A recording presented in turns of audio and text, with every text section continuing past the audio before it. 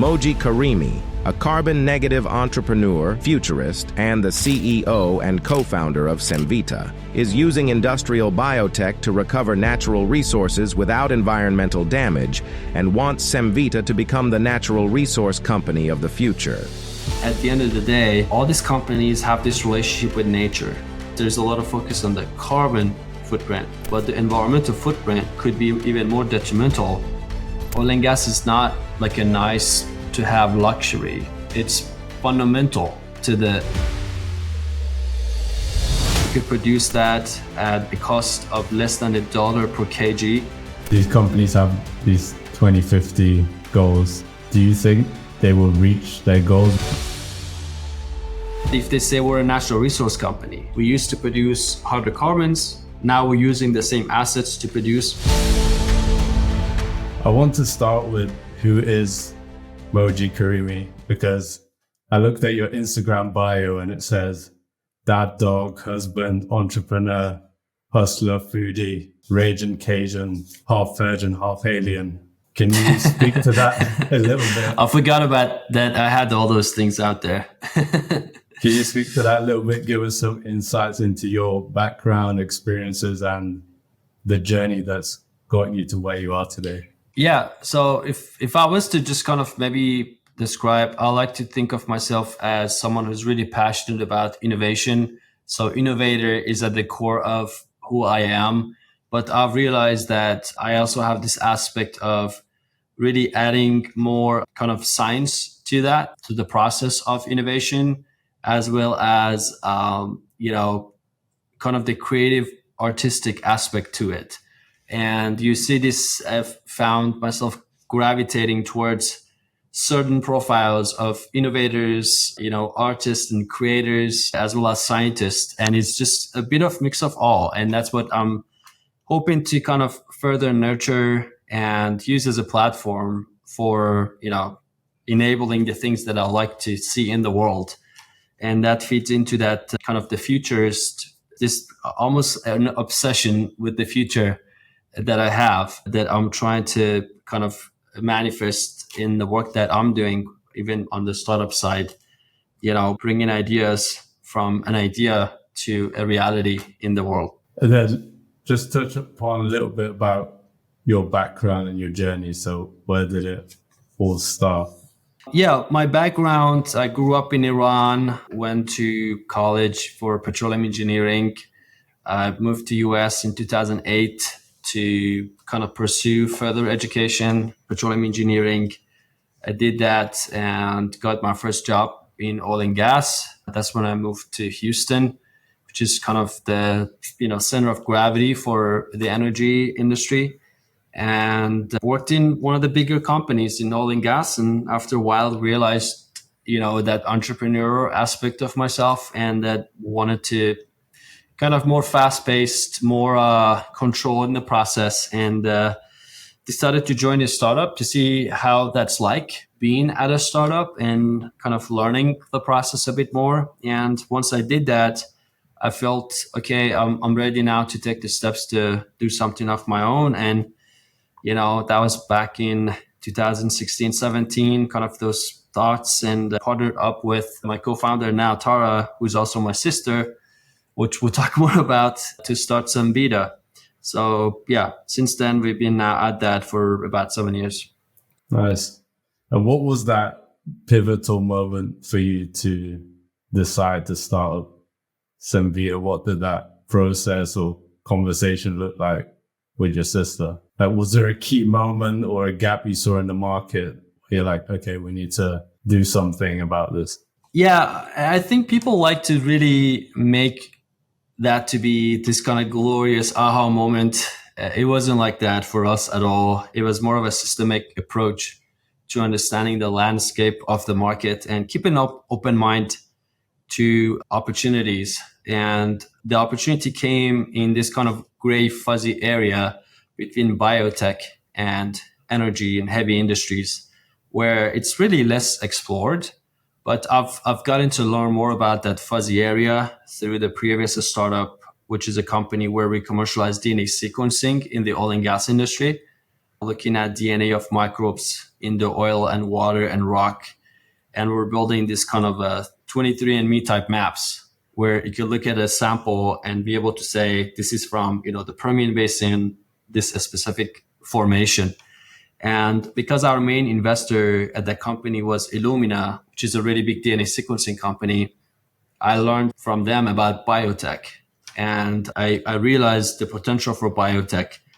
And when I started talking with Tara, she comes from biotech. Like, she has 2 PhDs, 2 postdocs in biotech, synthetic biology, biochemistry.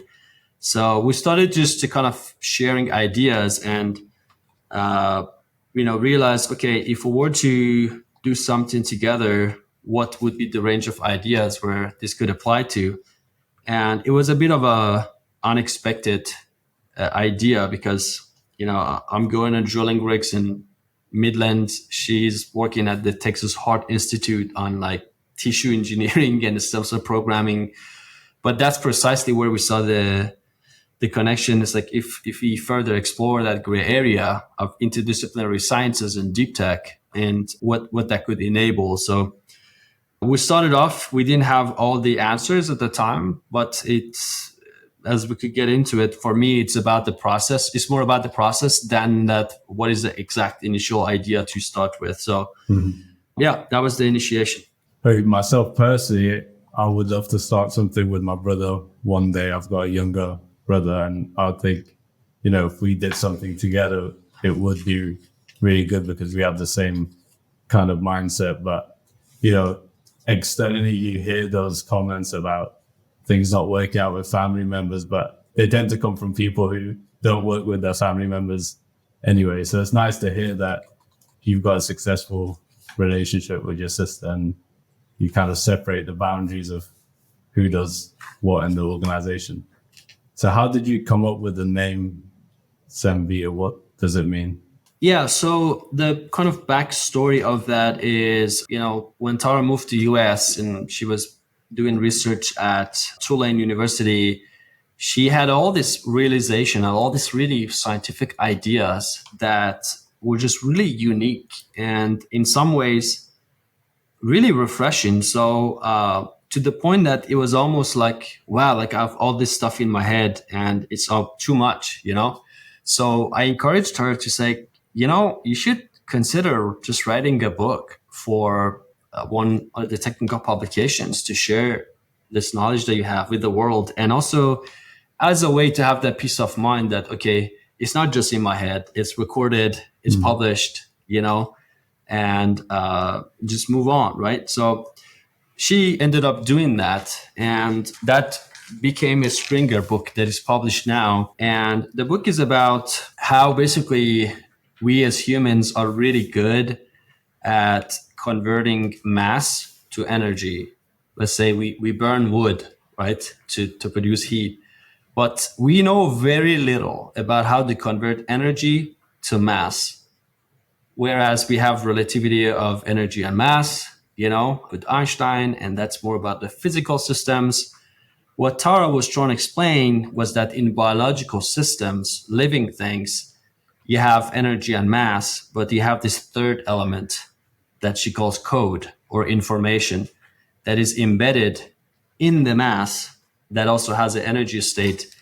And the best example of that is when you think about the DNA, because DNA is an actual molecule, but it also is information. But it's not like cyber information where you have 0 and 1 that don't have a physical representation. In nature, they do, and so she was trying to explain what is the relationship and how do you have this transformation of energy and mass, and information to each other in physical and living systems. And so the book goes into the details of that, from Einstein's work, from Schrödinger's work in the state, and physicists trying to learn more about nature and biology, biologists trying to explain what they see based off of thermodynamics and physics. It's a very multidisciplinary book. And that book actually was rejected by pretty much most of the publishers that we sent it to, because they would read the proposal and they would send it to like, okay, this seems like chemistry. They send it to their chemistry editor, and they were like, I understand the chemistry chapters. I'm not qualified to comment on this like biology and physics chapters. So that therefore we're going to reject it. The same thing would happen when they would send it to the physics editor or just the biology, just by their limitation. So Springer actually said, this seems like a good fit for our complexity group, where they actually put groups of editors together for newer topics. And they saw the connection for this like new way of thinking about the topic. So they ended up publishing it. All that to say, the name of the company, the CEM, is code, energy, and mass. Off of that relativity of code, energy, and mass that she discusses in the book. And Vita is like life in Latin. So the idea was, how could we as humans learn how to convert different types of energy and mass as input to other types of energy and mass as outputs? So for example, the work that we do for CO2 utilization is one aspect of that. If you use photosynthesis and use light as a source of energy, that's another aspect of that. And generally, how can humans get closer to building systems that are like what it is in nature, whether if it's plants, different ecosystems that could use different kinds of energy? Is this the time that they could make that jump? Because if you think about the systems that humans built, it's like millions of years behind as far as technology when you compare to nature, right? Yeah. I want to touch upon some of the biggest challenges or pain points that you're facing or have faced, because I know a lot of startups have those moments, right, where maybe they can't make payroll or they're close to running out of money. Can you talk through any of those situations and some of the learnings you gained from them? Yeah, I mean, we've had our own fair share of challenges, some of the ones that you mentioned and more. It's just part of the journey, it's the ups and downs. The highs are really high, the lows could be low. We've gone through cycles. For example, if you've seen last year, the fundraising environment has not been great. And if you're a deep tech startup in an energy transition space, which is a bit of a newer category, investors are still adjusting to this kind of longer cycles for technology development, to start to building out the plants, to build the first of a kind. It's a big jump. So value of death has become kind of a bigger journey, for deep tech startups. And as you go through that, we faced fundraising challenges, really managing the finances along the way. You end up hiring some people that it doesn't work out, and then you have to have the conversation and readjust and maintain the morale of the team throughout the process. And at the end of the day, the reason that people still do this is because they believe in the mission and the vision, and that, there's something that needs to exist in the world that doesn't today, and we have a chance making that a reality. So that is really what pushes you through the challenges. And a lot of learnings too. I mean, I haven't been a CEO of a company before. My sister hasn't been like a chief science officer of a growing startup before. And it's just learning on the job as you go. And the best thing we could do is just to make sure that the team that we're building is the best that it could be.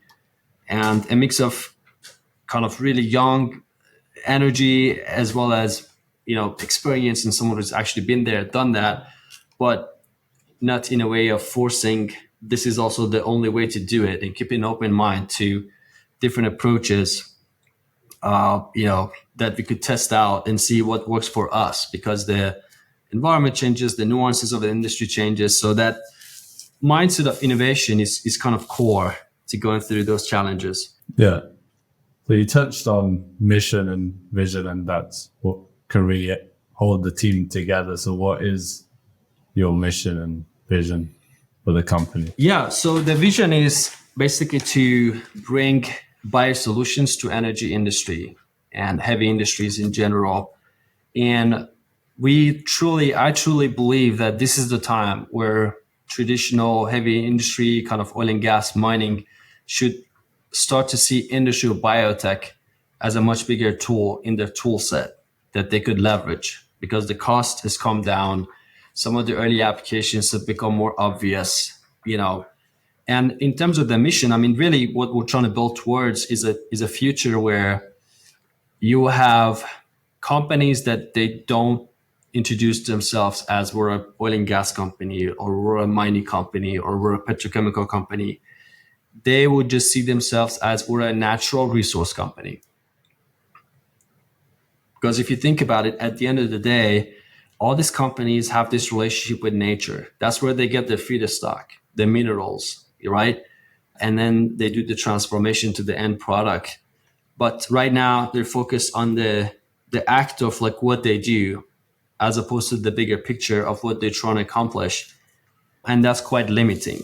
You've seen the movement in that direction, anything from companies not calling themselves, it's that oil, getting the oil out of the name, or some that, instead of saying Shell oil, just say Shell energy instead of oil. So what I'm saying is kind of the next extension of that is going to be Shell natural resources, BP natural resources. And then the question is, who could do that, but also figure out how to minimize the carbon footprint and the environmental footprint of their overall process? And we see industrial biotech as the engine that could enable that. And so everything that we're doing is to show people that this is possible now, and making them aware of this aspect that has become possible, because they don't know, right? So it's not that, we're smarter than anybody. It's just like we're saying this is possible now. So it's a bit of a communication to start to build in that into how they think about the strategy built in towards the future. And for Cemvita itself to be a player in that space. A lot of times people like to think about, for example, what would ExxonMobil look like in 2050, And if you say, well, 2050 is quite, ways out. And who's to say ExxonMobil is going to be around by then?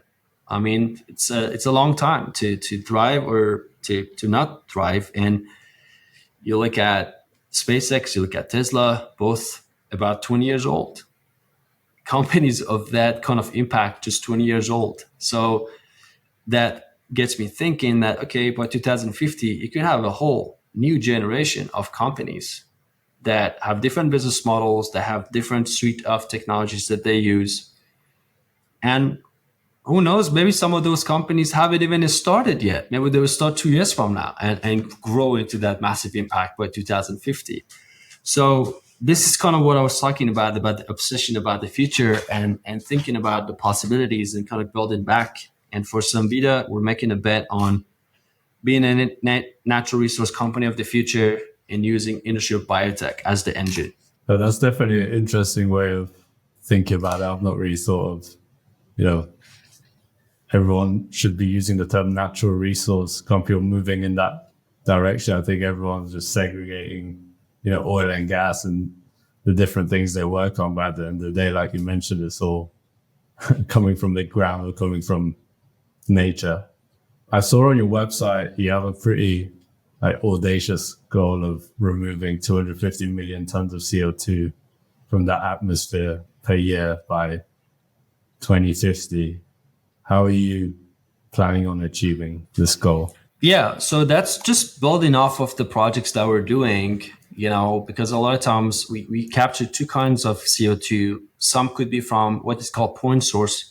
If it's from the flue stack of a refinery, petrochemical plant, or any kind of other facility that is emitting that CO2, power plants, for example. And then there's the direct air capture. That is a bit of a newer category, but some of our partners like Oxy, huge players in that space.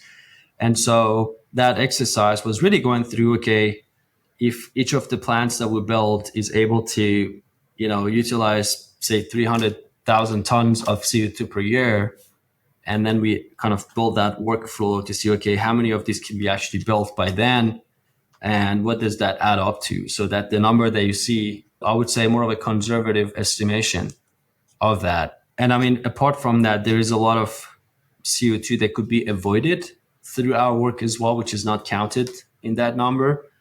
And also, I would say, just in the past few years, I would say there is a bit of an over-indexing on just quantifying the carbon footprint.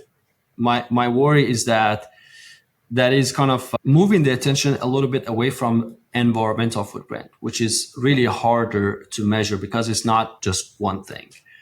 Water use, land use, fertilizer use. Because if people don't want to use as much hydrocarbons as feedstock, then what is the feedstock? Well, if it's biomass, if it's more sugar from sugarcane, from corn, different sources, those also come with sort of a environmental penalty, and if you want to use less oil, it means we need a lot more of those things. And so my hope is that we all gain more maturity in the next kind of years and decades in being able to have more of a holistic score or understanding that is not just limited to, just the CO2 equivalent as the main metric. So within Cemvita, that's a big part of the vision. And everything that we do is to, of course, remove, more CO2 and carbon footprint, but also really focus on overall environmental footprint as well. And you've got 3 main business lines, right? Endolith Biomining, gold, hydrogen, CO2, biomanufacturing. Can you tell us a little bit about those 3 business lines? Yeah, I mean, we could talk hours about each, but I'll just give you the one sentence version of each. So, Cemvita is a platform, and the platform is industrial biotech for energy transition. So that is great, but then that has to translate into applications, right? That we could actually, boil down and build out plans. So the 3 that you mentioned are those realized applications. The Eco2, the economical, ecological CO2 conversion is our platform. Basically, we've optimized and engineered these microbes that could eat CO2 and other sources of waste.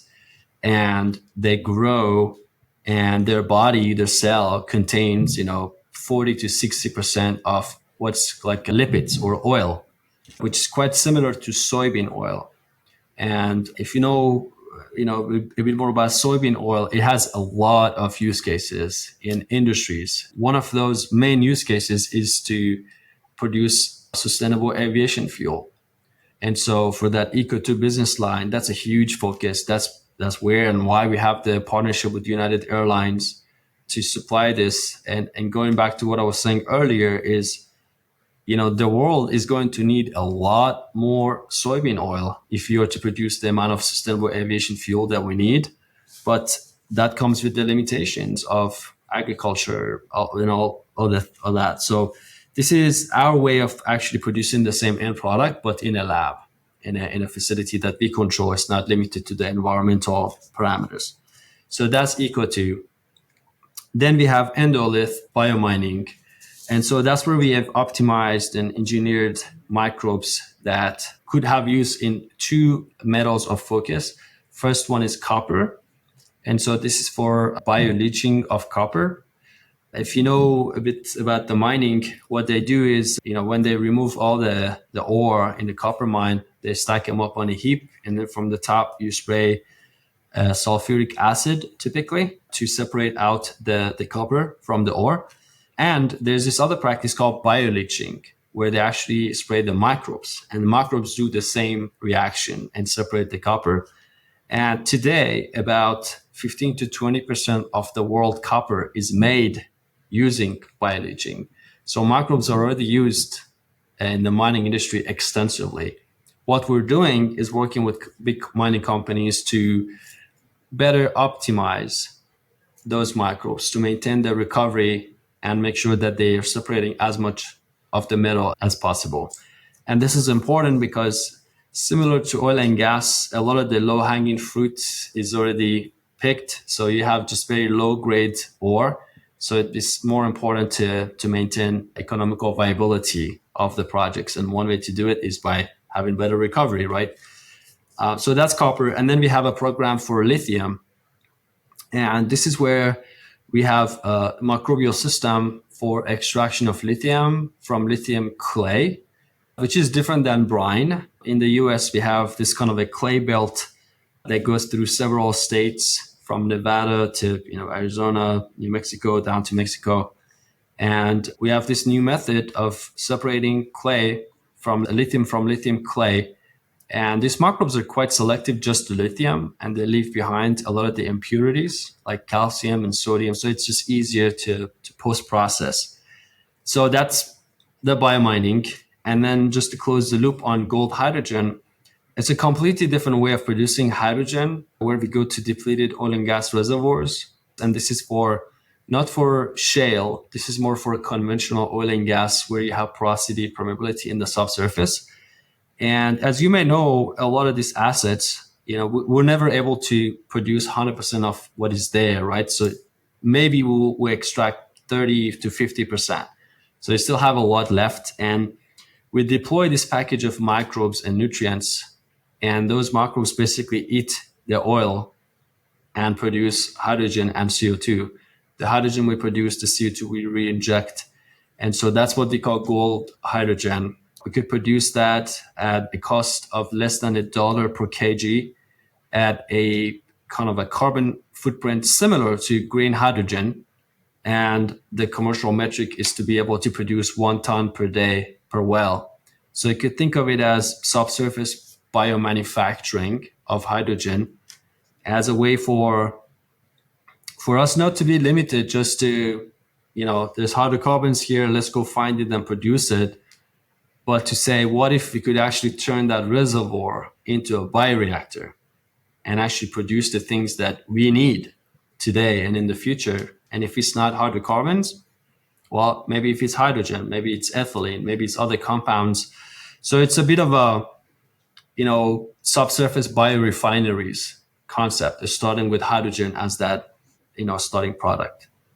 Yeah, I'm really interested in the hydrogen business line because I've heard of gray hydrogen, blue hydrogen, green hydrogen. I know there's more colors appearing all the time, but I've never heard of gold hydrogen before. It was only when I started researching about what Cemvita does that I came across gold hydrogen. So was this a term coined by yourself? And if it was, why did you come up with the name gold? Is it because you're Iranian and you like gold, or what's the reason behind that?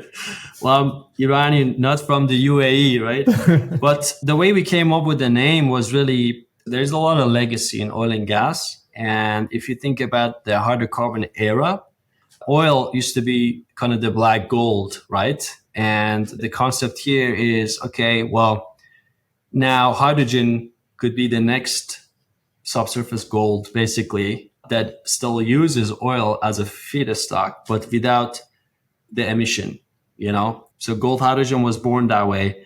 And fundamentally is going back to what I was saying earlier, is about seeing basically the hydrocarbon in the subsurface, not as oil or fossil fuels, but as a natural subsurface feedstock that through the use of microbes we could have access to then produce what we want, which in this case is hydrogen. Yeah. Because I know in the hydrogen industry, some of the challenges around obviously supply, transportation, and the cost of hydrogen at the moment is quite high. And in order for that market to pick up and for people to transition to hydrogen, they need the price to be at parity with gasoline or even lower. So until that happens, it's hard to tell truck drivers or car manufacturers to really start building cars. And it's hard for utilization and adoption from customers. So yeah, when you say you can produce it at less than $1 a kilogram, I think that's the sort of thing the industry needs in order for that market to take off.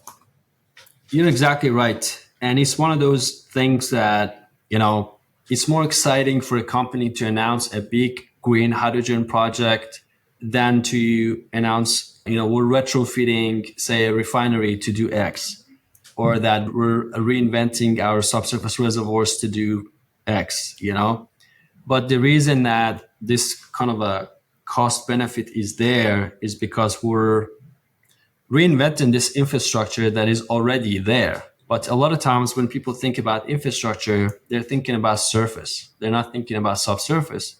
But fundamentally, what you're doing with the E&P, oil and gas business is you're creating these facilities in the subsurface, and the drilling, everything is to have access to that container that has the oil.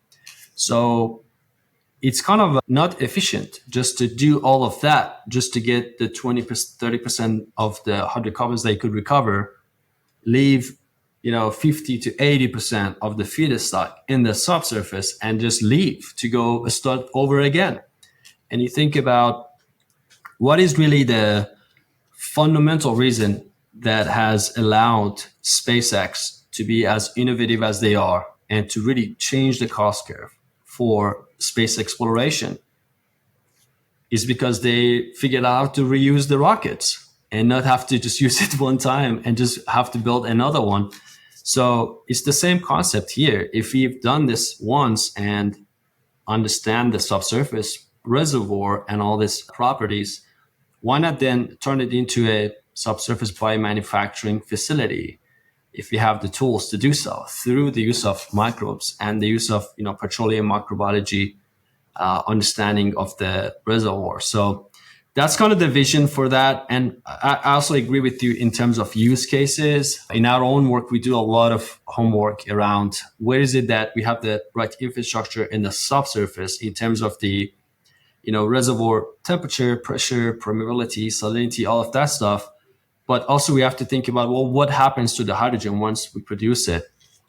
And so like natural gas blending is a natural fit that is pretty easy to implement compared to some of the other options. We've also brought partners that want to take that offtake, whether if it's through ammonia conversion, whether if it's through just like transportation with just hydrogen trucks. Like Chart Industries, for example, invested in this project for that reason, because that is what they do.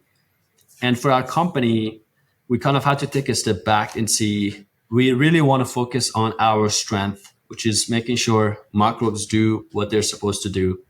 And then a lot of the other aspects that are already done in adjacent industries for different use cases, just to leverage collaboration and partnerships for bringing the vision together. So, but yeah, happy to talk more about hydrogen. I'm sure we both have a lot of opinions and ideas about that. Yeah.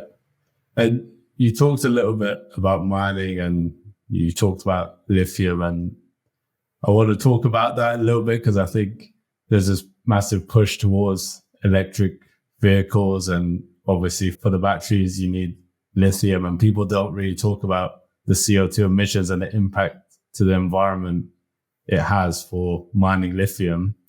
So will the processes that you're working on reduce the CO2 emissions in that space and actually make electric vehicles like an even more environmentally friendly version? Because people seem to think that if they're driving a Tesla, they're being environmentally friendly, but they don't really think about where their energy is coming from, right? If you're still burning fossil fuels, you're not really helping the environment unless you have solar panels on your roof and you're charging your car at home. But then there's the end-to-end life cycle of the vehicle all the way from production to consumption. I think sometimes that process is hidden from the consumers. It would be good to hear your thoughts on that.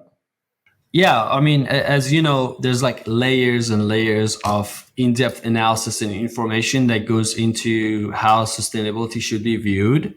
And I think just in the past few years, there's been even more education for also the general public to really realize that any kind of energy source is going to come with advantages and disadvantages.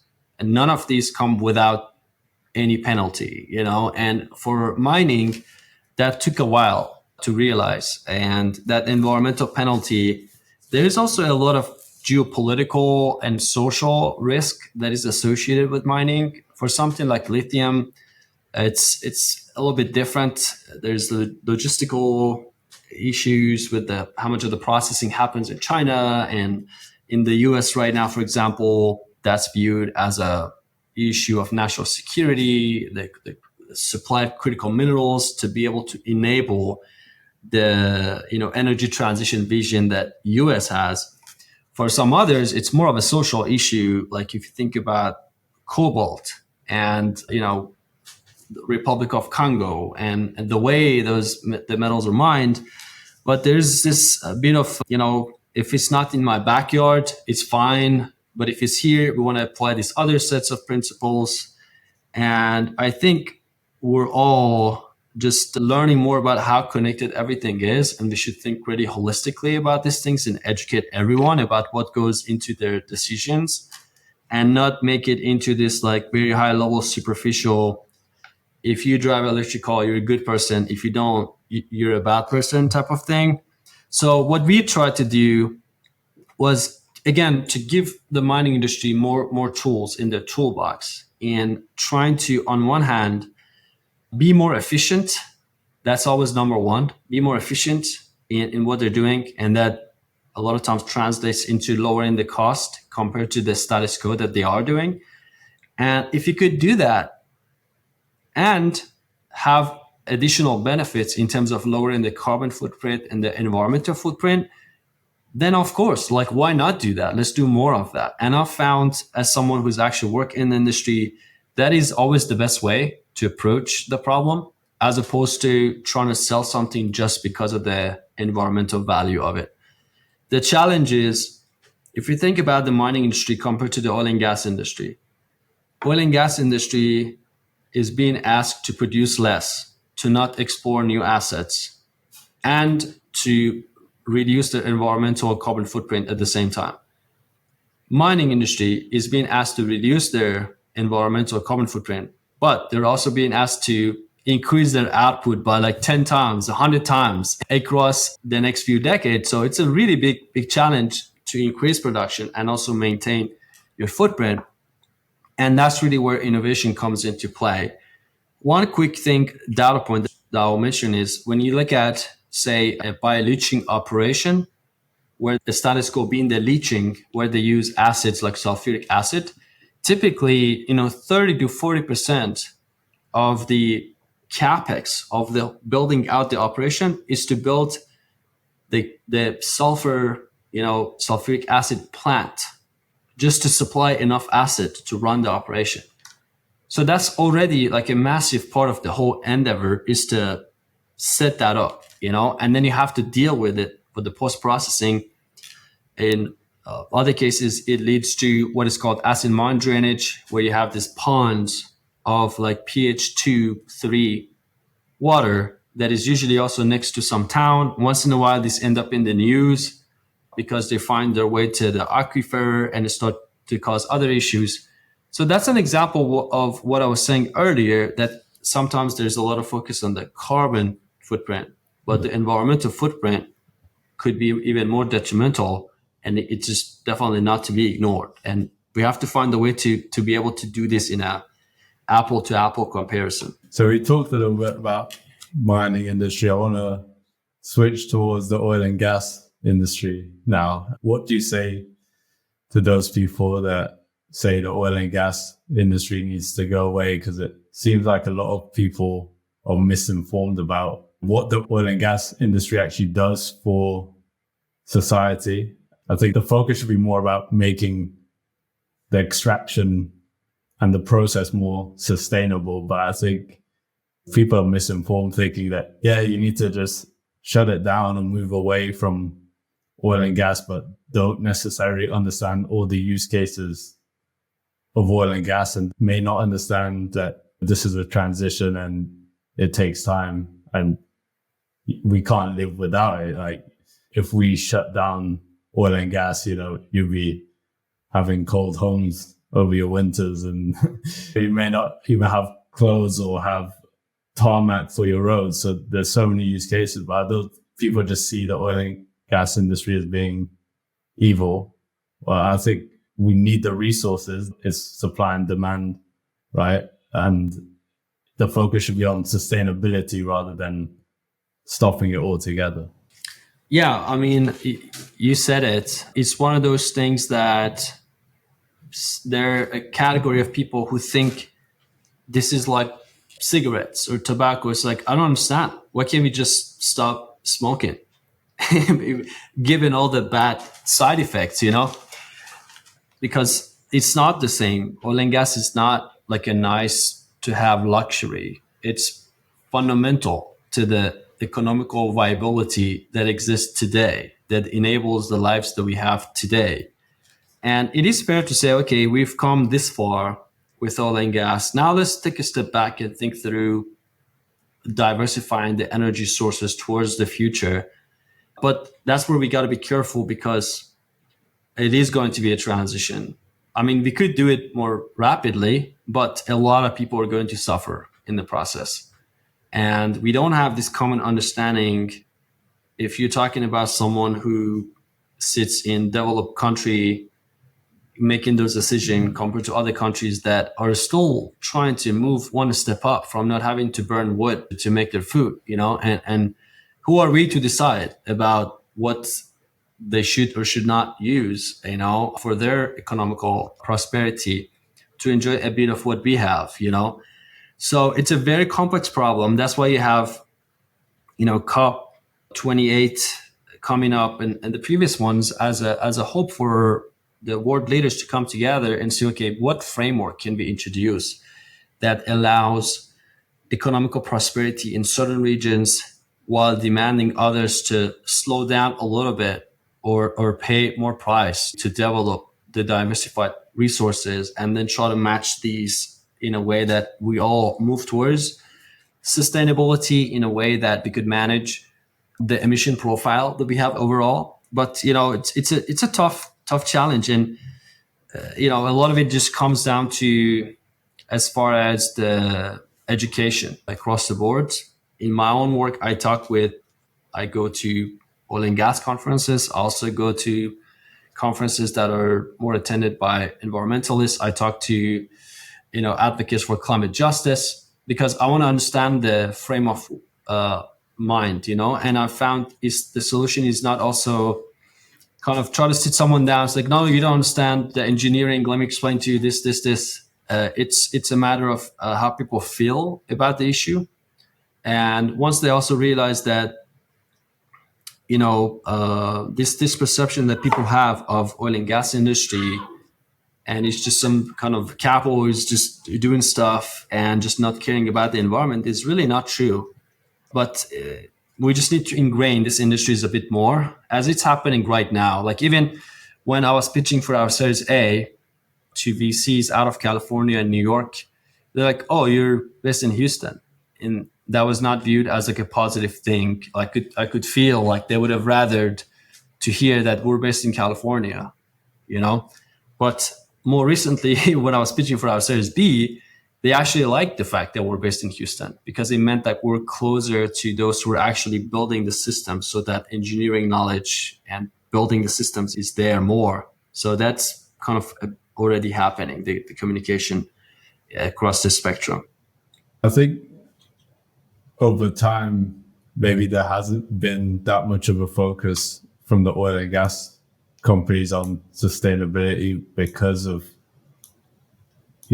not having those cost pressures like we do now. So I think before, when you have massive budgets, you can find the oil and gas, natural resources in not necessarily the most efficient way. And I think now that, especially with cost pressures, we're trying to do things more efficiently and also reduce our emissions.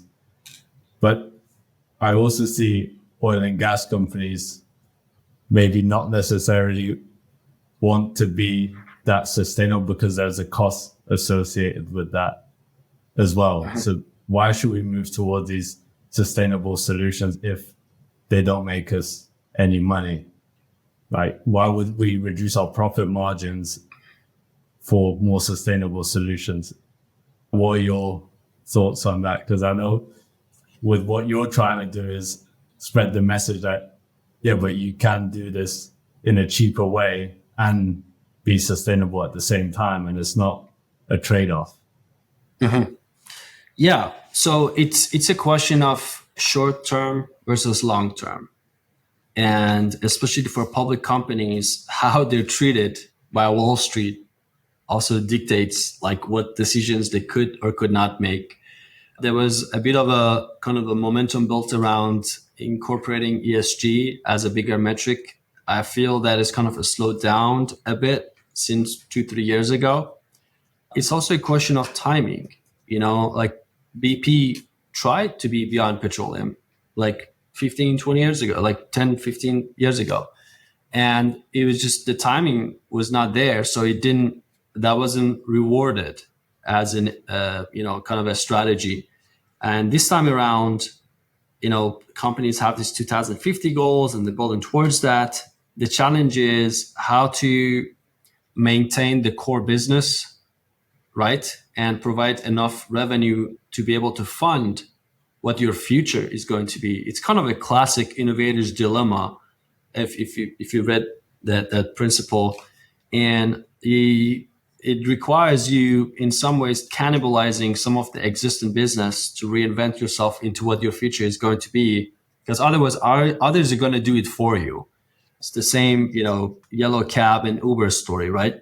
But the companies that are doing this right, they have this kind of holistic view in their strategy in how could we leverage the expertise that we have and the infrastructure that we have, just use it in a different way. Just think about if a company doesn't see themselves as just oil and gas, right? But if they say we're a natural resource company, we used to produce hydrocarbons, now we're using the same assets to produce hydrogen, and we're dealing with the CO2, we're capturing that, we're sequestering that. It's the same skill sets that is used. It's just a different way of using the skill sets and the infrastructure. So those are my favorite type of companies that are thinking that way, as opposed to let's go and invest. If you have a group of petroleum engineers and geologists, their approach is let's teach these people about wind turbines and electrolyzers for green hydrogen. Let's go build those kind of facilities. And they're moving away from their core expertise. I don't think that's a good strategy, but it's hard being a public company. I could, understand these guys are in a really tough position. And some of these executives, they're used to making this key strategic shifts and decisions across, a span of 5 years, 10 years to have enough data. Now they have to make the same decisions across 6 months, 1 year, and it's not easy. Yeah. You mentioned these companies have these 2050 goals.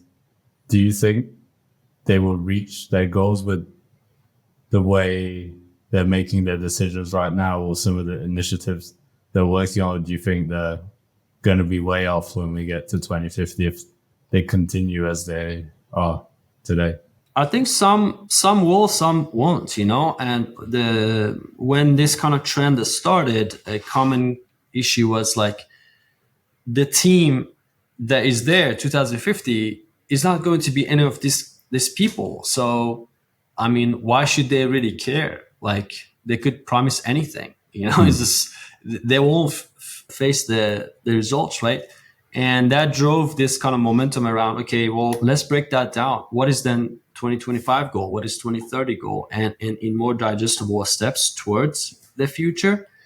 But, it's in kind of foresight, that's the third horizon, like, 5 years, 15 years, and 20, 25 years. And it's going to depend on a lot of other parameters. It's not just about the strategy of the company. It's something dynamic. It would depend on environmental, geopolitical, demand for energy, all of that. And there are projections for what that is going to be in 2030, 2040, 2050.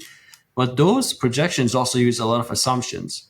So I expect that this is going to be something, as it should be, that needs to be updated, like on every few years. And so just to see, okay, what is really the target? And just kind of in my own work, I do follow how companies are tracking, and you're going to have some wild cards also in the play. Like you have new companies coming in that were not even in the books to have an impact. If you think about, again, if you were to try to do this for the automobile industry 30 years ago, you didn't have Tesla in the books.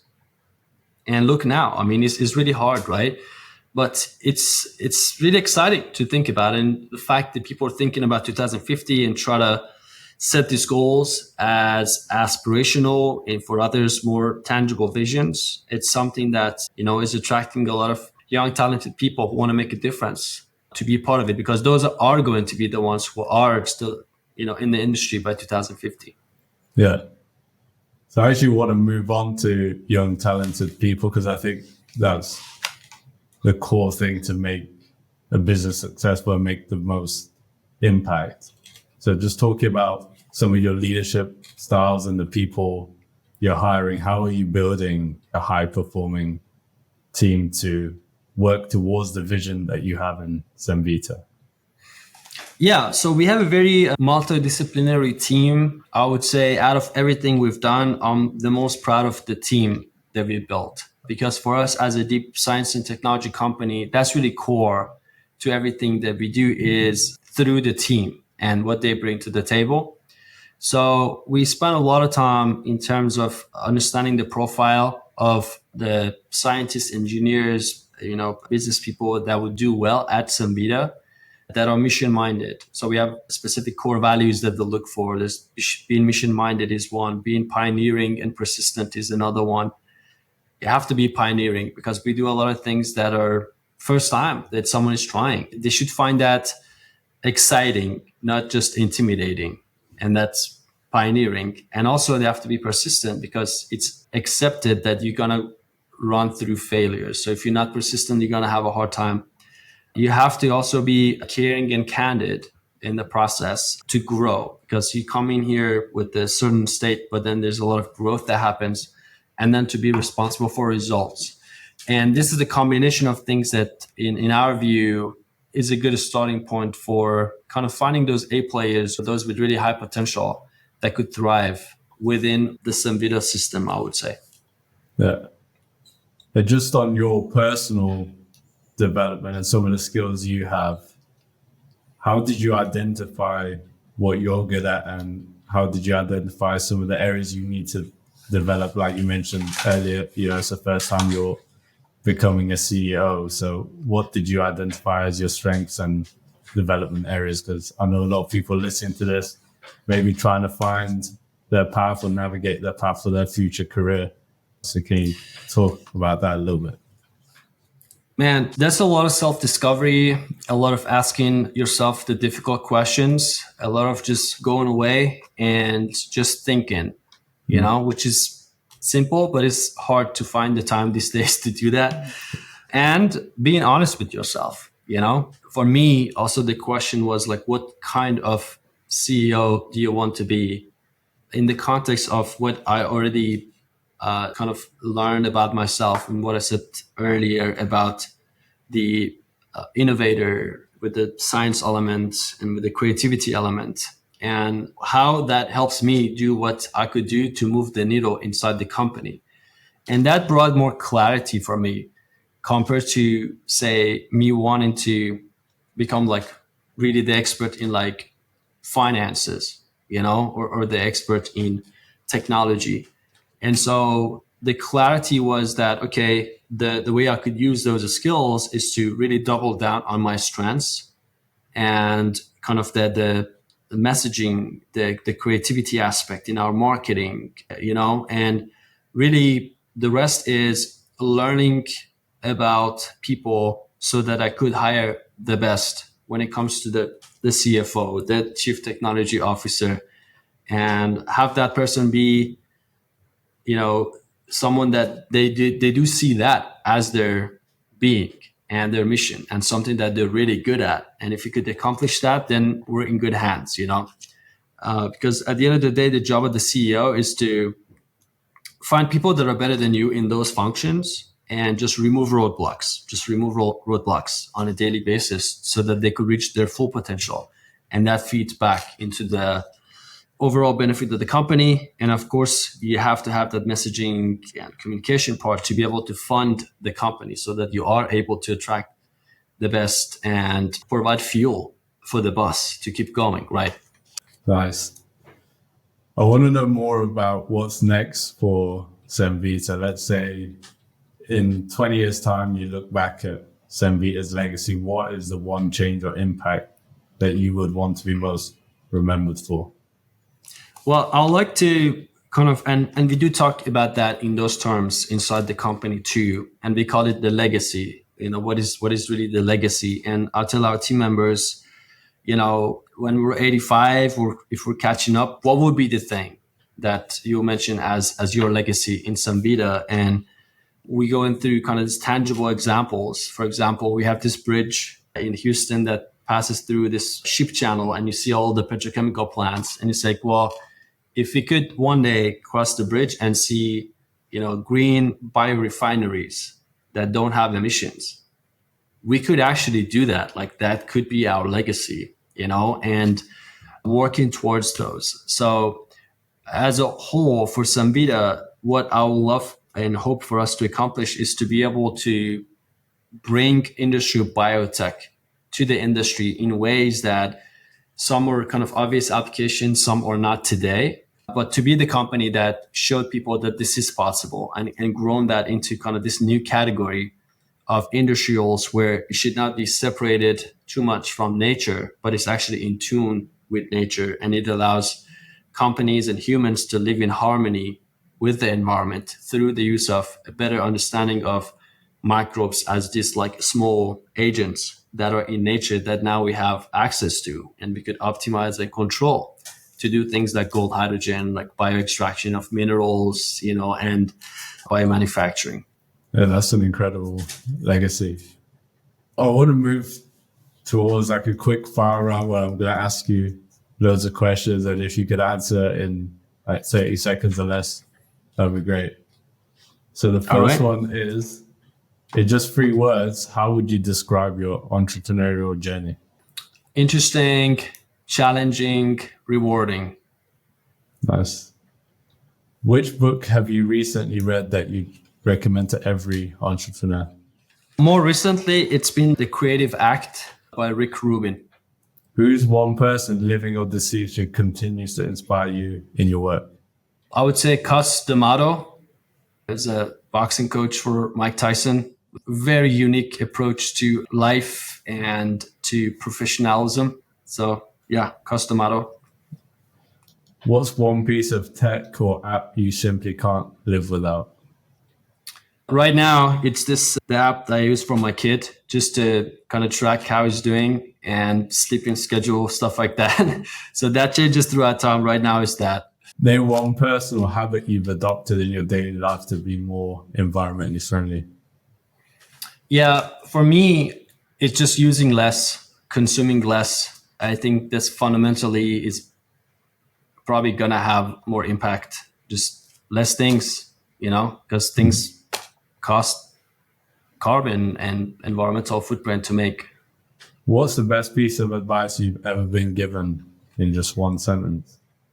It came from an entrepreneur that took me 1 year to get a meeting with, and I was hoping him to spill the beans about his success, and he didn't. We just talked for an hour about different things, and then right before he already said bye, but right before he hung up, he just said, believe in yourself and follow your passion. And I was like, well, there it is. And it's simple. If you do something you're passionate about and you believe in yourself, you'll be fine. Who has been your most important professional mentor? It's a collection of different people, like Cus D'Amato that I mentioned. Rick Rubin has been a big influence. And there's specific entrepreneurs that I follow, so it's a mix. What's one piece of advice you'd give to someone starting out in their career? I would just say go through the process of self-discovery to really understand what you're good at. There's tests for this that looks at you as from outside and gives you that insight. So that's been big. And then that feeds into really self-awareness and working with the people who've already been there, have done that, to provide the roadmap, because nothing is impossible. It's just, you just have to understand the roadmap and break it down. And that's been at least my approach anyway. So I'll just try to share what my experience has been. If you could go back and give your 18-year-old self advice, what would it be? Probably to just have more empathy. That was part of the work, I was too focused on just doing what I needed to get done, and probably not as empathetic in conversations and, understanding what other people are going through and be more of help. So I will probably work more on that in those formative years. If you could eat one food for the rest of your life, what would it be? There's this old Persian story about that. And I think the solution they came up with was either milk or honey. One of these two is like, if you were to just do that every day sustainably for years, that could kind of carry you over. So probably, maybe just milk with honey and just see how that goes. Okay. Wasn't expecting that one. And I'd like to end the episode with a question. What can we all do from today to better serve ourselves and others? I think just to have more empathy, just come from a place of understanding, better listening is probably going to help anybody with anything. And, having a mindset of just making the world a better place and be helpful, be useful in what we do. So combination of those. Yeah. Do you have any final words of wisdom for our listeners? I would love to, I've been listening to your work. I would love to be a part of this journey and just kind of follow other people's journey and be helpful when I can. And for the work that we do, if any of these things are resonating with people in different ways, whether today or 3 years from now, 10 years from now, we'll love to, stay in touch. I believe things happen for a reason. Connections could come from anywhere. So, part of me being here is to put a message in the universe also for those who think the same way or have better ideas to connect, and work together in whatever capacity it might be. Yeah. Just on that topic, how can people find you or get in touch with you? Yeah, I would say probably the best way is going to be LinkedIn, and it's just probably easiest way. I'm also on Twitter, but either of those would be just fine. Okay. Yeah, I'll leave all the links in the description. But thanks a lot for your time. I've really enjoyed this episode. I know for sure our listeners are going to get value from it, and I'll be following your journey because I know what you're doing is going to make a massive impact to our world. Thanks for the invite. I enjoyed it. And I look forward to engaging more with the platform. And hopefully I would love to maybe come back in a few years and report back on the progress. For sure. Thank you.